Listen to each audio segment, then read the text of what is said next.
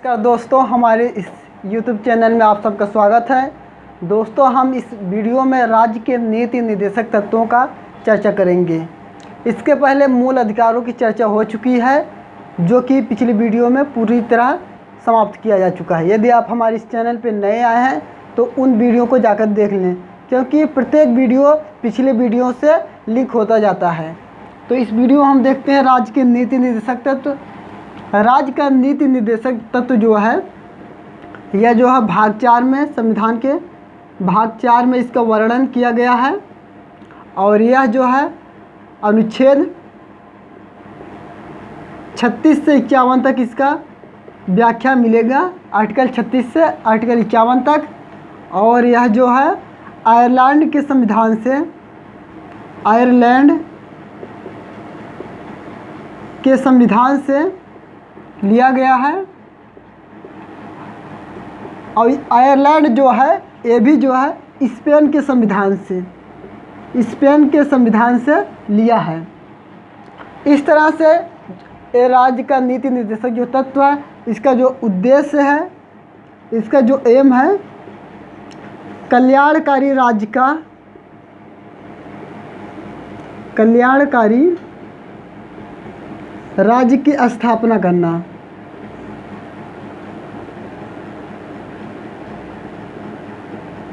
राज्य की स्थापना करना। इसके अलावा जो राज्य में वंचित लोग हैं उनको जो है सहायता करना, उनके कल्याणकारी जो है, उनके लिए कल्याणकारी कार्य करना।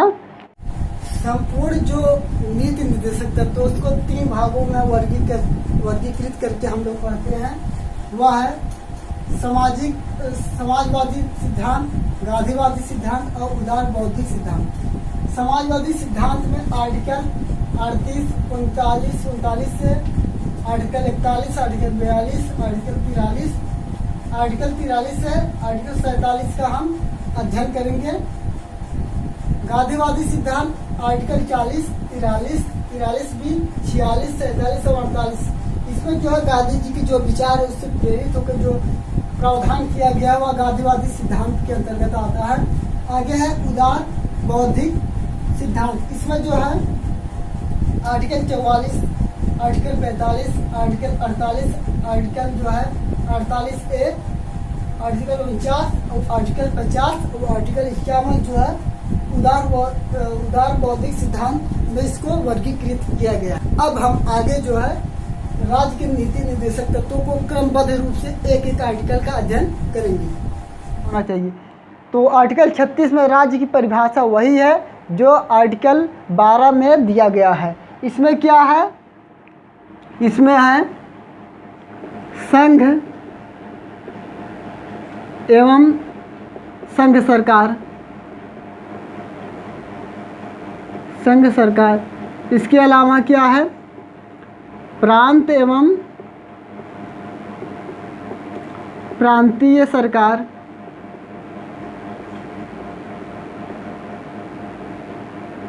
इसके अलावा स्थानीय जो स्वशासन होते हैं, स्थानीय शासन, इसमें व्यवस्था की गई। संघ एवं संघ सरकार, जो राज्य संघ में कार्यपालिका है और जो है न्यायपालिका, ये सब की व्याख्या किया जाता है। इसके अलावा प्रांत में जो प्रांतीय सरकार है, इसके अलावा जो हाई कोर्ट है उनकी भी व्याख्या की जाती है। स्थानीय शासन में जो राज्य, जैसे कि नगर निगम हो गया, नगर निगम और नगर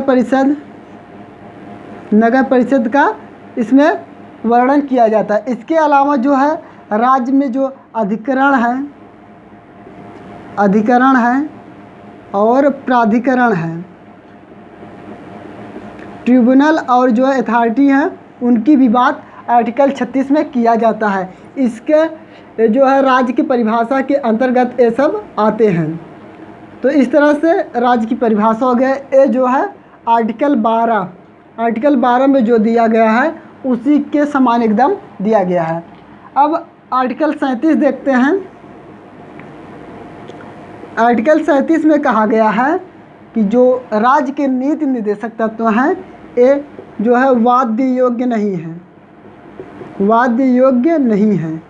इसका क्या अर्थ हुआ? जो राज्य का नीति निर्देशक तत्व होता है या किसी राज्य के लिए जो है क्या होता है, कर्तव्य होता है। अब आप जानते ही हैं कर्तव्य जो होता है यह कानूनी नहीं होता, इसके लिए जो आप जो है किसी तरह से न्यायालय नहीं जा सकते हैं। तो राज्य का कर्तव्य है, इसलिए यह वाद्य योग्य नहीं, इसके लिए आप न्यायालय इसका आधार बना के न्यायालय में नहीं जा सकते हैं। तो आर्टिकल 37 में यही कहा गया है कि जो आर्टिकल 37 राज्य के नीति निर्देशक तत्व दिए गए हैं वह वाद्य योग्य नहीं है, न्याय योग्य नहीं है। अब देखते हैं आर्टिकल 38। आर्टिकल 38 क्या कहता है? आर्टिकल 38 कहता है राज्य में निवास करने वाले जो भी लोग हैं उनका जो है राजनीतिक, आर्थिक एवं सामाजिक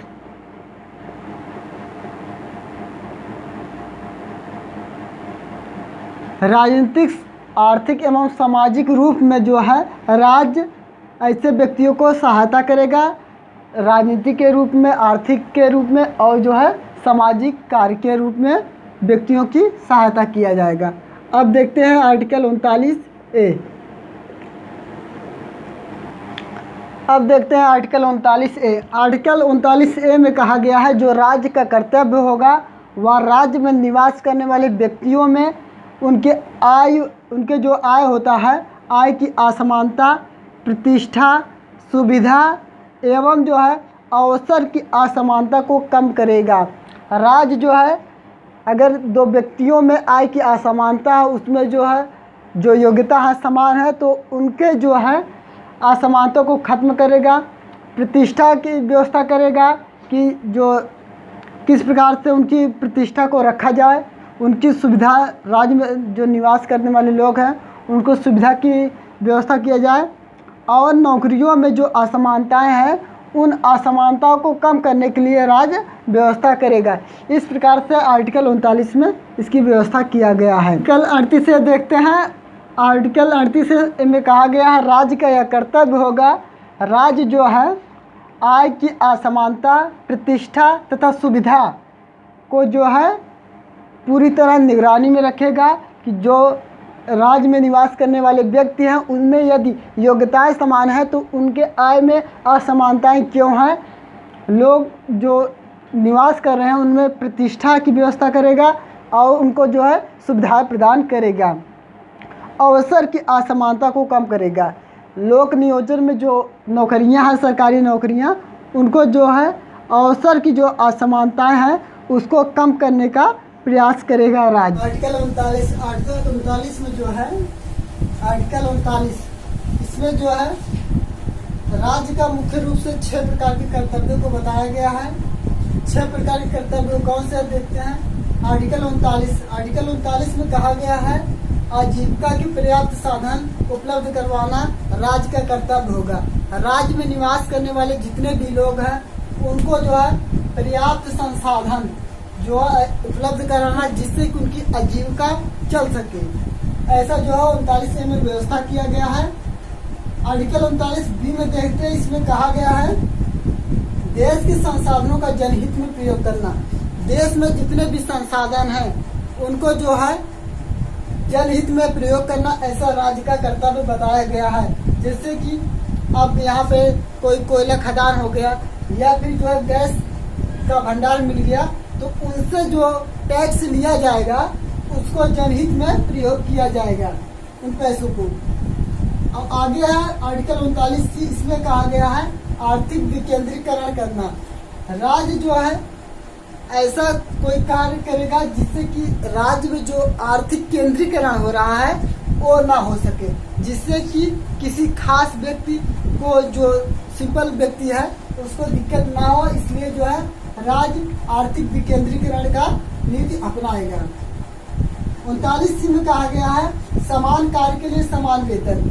राज्य में निवास करने वाले जो भी लोग हैं, चाहे वह स्त्री हो या पुरुष है, यदि उनकी योग्यताएं समान है, उनका कार्य समान है तो उनके लिए समान वेतन की व्यवस्था की जाए, ऐसा राज्य का कर्तव्य है 39D में। आर्टिकल 39D में ऐसा कर्तव्य है। आर्टिकल 39E में कहा गया है नागरिकों के स्वास्थ्य की व्यवस्था करना। राज्य में निवास करने वाले जितने भी नागरिक हैं उनके लिए जो है स्वास्थ्य से संबंधित जो भी व्यवस्था है उसको किया जाए, जैसे कि एम्बुलेंस की व्यवस्था की जाए और स्त्रियों की प्रसूति के लिए जो है आशा की नियुक्ति की जाए। ऐसी बहुत सी व्यवस्थाएं राज्य द्वारा किया जाना चाहिए। अगला है 39 में कहा गया है बच्चों और युवाओं को शोषण से बचाना। जो युवा हैं और बच्चे हैं उनको जो है ऐसे कार्य से रोकना जो कि उनको उनके समय के अनुसार, अभी युवा है तो उनको जैसे कि खदान में किसी लगा देना या फिर जहरीली गैसों का जहाँ उत्पादन होता वहाँ लगा देना, तो ऐसे स्थानों से बचाने के लिए राज्य कानून बना सकता है। इस प्रकार से 39 जो है आर्टिकल 39 में 6 प्रकार के कर्तव्यों को दिया गया है राज्य को। देखते हैं आर्टिकल 39 में ये कहा गया है कि समान न्याय और निःशुल्क कानूनी सहायता राज्य व्यवस्था करेगा। यह जो है 42वें संविधान संशोधन 1976 के द्वारा जोड़ा गया है 39 से। इसमें कहा गया है कि राज्य का यह कर्तव्य होगा नागरिकों को समान न्याय जो है प्राप्त करने के लिए और उनको जो है निःशुल्क विधिक सहायता यानी कि कानूनी सहायता प्राप्त करने में राज्य सहायता करेगा।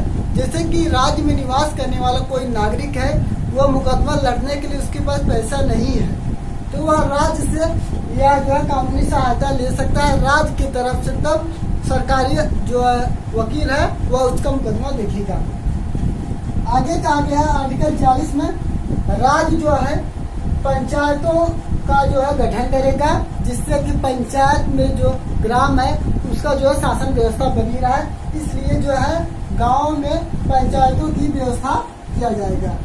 आगे है आर्टिकल 41 अनुच्छेद 41 में कहा गया है रोजगार का अधिकार, बेरोजगारी, वृद्धावस्था, बीमारी और विकलांगता में राज्य संरक्षण प्रदान करेगा। यदि कोई व्यक्ति विकलांग है तो उसको जो है विकलांगता जो है पेंशन दिया जाएगा, उसको नौकरी में सीट प्रोवाइड किया जाएगा, संरक्षित किया जाएगा, आरक्षण दिया जाएगा। यदि कोई व्यक्ति बीमार है तो जैसे कि प्रधानमंत्री स्वास्थ्य बीमा योजना या फिर और जो योजना स्वास्थ्य के प्रति चल रही है तो उसमें राज्य का भागीदारी बढ़ेगा कि हमारे यहाँ के लोगों को ज़्यादा सहायता मिल सके। अब वृद्धावस्था में जो लोग पहुँच चुके हैं उनको जो है पेंशन की व्यवस्था करेगा राज्य और उनको किसी प्रकार की प्रॉब्लम ना हो, इसलिए जैसे कि आशा की व्यवस्था या फिर समय समय पे जो उसके कर्मचारी उसको भेज कर या चेक कराता रहेगा। और राज्य में जो है बेरोजगारी ना फैले इसके लिए वह अलग अलग तरह के जो है प्रबंध करता रहेगा। अब आगे आप देखते हैं आर्टिकल 42 में कहा गया है काम की न्याय संगत दशाएं और स्त्रियों में प्रसूति सहायता करना राज्य का कर्तव्य होगा। काम की न्याय संगत सभी लोगों में जो कार्य कर रहे हैं उनको जो है न्याय संगत रूप से जो है समान कार्य मिले। यदि उनकी डिग्रियां बराबर हैं तो उनको जो है समान रूप से कार्य मिल जाए, समान रूप से वेतन मिले। और आगे कह रहा स्त्रियों को प्रसूति सहायता, जो गर्भावस्था के दौरान जो स्त्रियां हैं उनको जो है सहायता प्रदान करना। जैसे कि आशा जो कर्मचारी होती है उनको जो है भेजकर इनका जो है टाइम से इनका जानकारी लेना, इनका जो है और सहायता करना, बच्चे के जन्म के समय जो है उनको पुरस्कृत करना या फिर बालिकाओं को बचाने के लिए जो योजनाएं चल रही हैं उसमें जो है सहायता करना है। ऐसा राज्य का कर्तव्य होगा, स्त्रियों के प्रसूति में सहायता करेगा। आगे है अनुच्छेद 43 में कहा गया है मजदूरों को जीवन निर्वाह, मजदूरी, कुटीर उद्योगों का विकास। जो राज्य होगा वह जो है मजदूरों को जीवन निर्वाह के लिए जो मजदूरी होती है कम से कम कितना मजदूरी तय किया जाए जिससे कि उनका जीवन निर्वाह चल सके, जीवन चल सके, तो ऐसा जो है दाम राज्य जो है निश्चित कर देगा। और आगे क्या आगे कुटीर उद्योगों का विकास। राज्य जो है राज्य देश में कुटीर उद्योगों को बढ़ावा देने के लिए MSE और जैसे बहुत से योजनाएं उसको जो है स्थापित करने का प्रयास कर रही है, जिससे जो ग्रामीण लोग हैं उनका जो है विकास या उत्थान हो सके। आगे जो है देखते हैं आर्टिकल 43। आर्टिकल 43A जो है इसमें कहा गया उद्योगों के प्रबंधन में मजदूरों की भागीदारी बनाना। जो उद्योग है उनको प्रबंध करने के लिए मजदूरों की क्या जो है भागीदारी होनी चाहिए, इसको जो है उनको भागीदार बनाया जाए। जो भी लाभ प्राप्त हो उससे उसमें भी उनको जितना पार्टिसिपेट किया है उतना जो उनको भाग या दिया जाए। आगे जो है 57वां संविधान संशोधन 2011 के द्वारा 43B जोड़ा गया। इसमें कहा गया है सहकारी संस्थाओं की उन्नति में राज्य सहायता करेगा। सहकारी संस्था जैसे कि जो अमूल है उसको जो है आगे बढ़ाने के लिए जो वहाँ की गुजरात की सरकार है वह जो है सहायता प्रदान की, जिससे कि वह आगे बढ़ सके। ऐसे जो भी सहकारी संस्थाएं हैं उनको जो आगे बढ़ाने के लिए राज्य जो है सहायता प्रदान करेगी, ऐसा राज्य का कर्तव्य है। आगे देखते हैं आर्टिकल 44 में। आर्टिकल 44 में कहा गया है common civil code. Common civil code क्या होता है? समान नागरिक संहिता। समान नागरिक संहिता का अर्थ ये हुआ कि देश में निवास करने वाले लोगों को, चाहे वो किसी भी धर्म के हो, चाहे किसी भी जाति के हो, उनको जो है समान रूप से कानूनी सहायता मिलेगा। ऐसा जो है व्यवस्था करना राज्य का कर्तव्य होगा। हालांकि यह जो अभी जरूरी नहीं हुआ, किंतु जो है राज्य का ऐसा कर्तव्य दिया गया है कि वह जो है कॉमन सिविल कोड की स्थापना कर सके अपने राज्य में।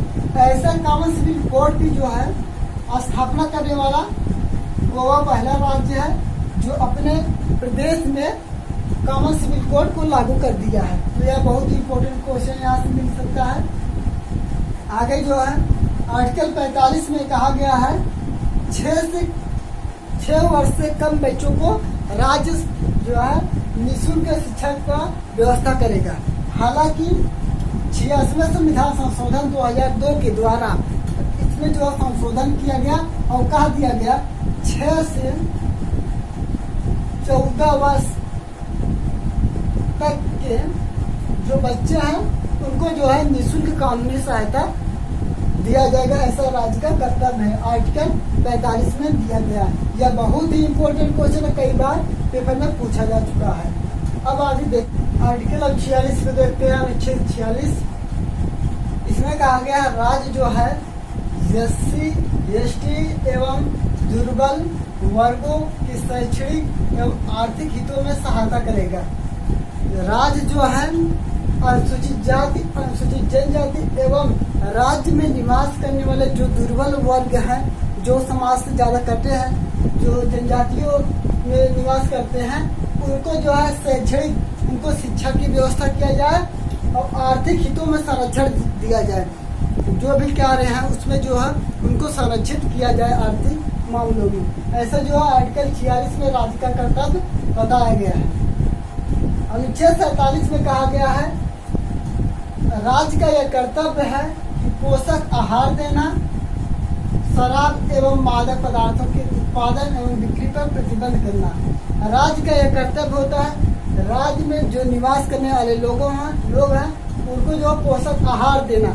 जो ग्राम में जो अनाज मिलता है तो यहीं से मिलता है, इसी के तहत राज्य का यह कर्तव्य हो जाता है। और क्या है, शराब एवं मादक पदार्थों, समाज में जो है अच्छी सुव्यवस्था लाने के लिए राज्य का यह कर्तव्य है। राज्य जो है राज्य में शराब और मादक पदार्थों के उत्पादन और बिक्री में जो है प्रतिबंध लगा सकता है, ऐसा राज्य का कर्तव्य है। हालांकि लगाते नहीं, क्योंकि शराब से सबसे ज्यादा राजस्व की प्राप्ति होता है। बिहार ऐसा राज्य है जहाँ पे पूर्णतः शराब की बंदी है, पूर्णतः शराब जो है प्रतिबंध कर दिया गया है उसके उत्पादन और बिक्री पर भी। अब देखते हैं अनुच्छेद 48। अनुच्छेद 48 में कहा गया है राज्य का यह कर्तव्य है कृषि और पशुपालन का गठन करना, गाय एवं दुधारू पशुओं के वध का निषेध करना। राज्य नियम बना सकता है, कानून बना सकता है कि जो है राज्य में गाय एवं दुधारू जो पशु है उनको जो है वध करने के लिए मना कर सकता है। ऐसा आर्टिकल 48 में राज्य का कर्तव्य बताया गया है। आर्टिकल 48A में कहा गया है, जो कि 42वें संविधान 1976 के द्वारा 48A जोड़ा गया। इसमें कहा गया है कि राज्य का कर्तव्य है, राज्य जो है पर्यावरण संरक्षण और वन्य जीवों की रक्षा के लिए कानून बना सकता है। ऐसा राज्य का कर्तव्य है। आर्टिकल 48A बहुत ही इम्पोर्टेंट है। आगे देख लेते हैं। अनुच्छेद 49 में कहा गया है, राज्य का यह कर्तव्य है कि राज्य जो है राष्ट्रीय महत्व के जो स्थल हैं, इमारत हैं और ऐतिहासिक इमारतें जो है उनको संरक्षण करने के लिए उपाय बता सकता है, कानूनी रूप जो है दे सकता है, उनके लिए जो है कानून बना सकता है। ऐसा आर्टिकल 49 में दिया गया है। अनुच्छेद 50 में कहा गया है, कार्यपालिका एवं न्यायपालिका के पृथककरण के बारे में बताया गया है कि कार्यपालिका का क्या कार्य होगा और न्यायपालिका का क्या कार्य होगा। ऐसा जो है अनुच्छेद 50 में बताया गया है। यह बहुत ही इम्पोर्टेंट है। गत बार PCS में पूछा भी गया था ये। आगे है अनुच्छेद 51। अनुच्छेद 51 में कहा गया है, अंतर्राष्ट्रीय शांति और सुरक्षा को बढ़ावा देने के लिए राज्य का यह कर्तव्य है कि अंतर्राष्ट्रीय शांति और सुरक्षा को बढ़ावा दे, जिससे क्योंकि जो है देश में जो है मध्यस्थता होती है, व्यापार होता है, इन सबको आगे बढ़ाने के लिए अंतर्राष्ट्रीय शांति होना बहुत जरूरी है। इस प्रकार से जो है अनुच्छेद 51 तक हमने पूरा राज्य के नीति निर्देशक तत्वों की चर्चा कर चुके हैं। यदि आप हमारे इस चैनल पे आप नए आए हैं, हमारे इस वीडियो को देख रहे हैं, अच्छा लग रहा है तो हमारे चैनल को लाइक करें, शेयर करें, सब्सक्राइब करें। मिलते हैं नेक्स्ट वीडियो में, तब तक के लिए नमस्कार।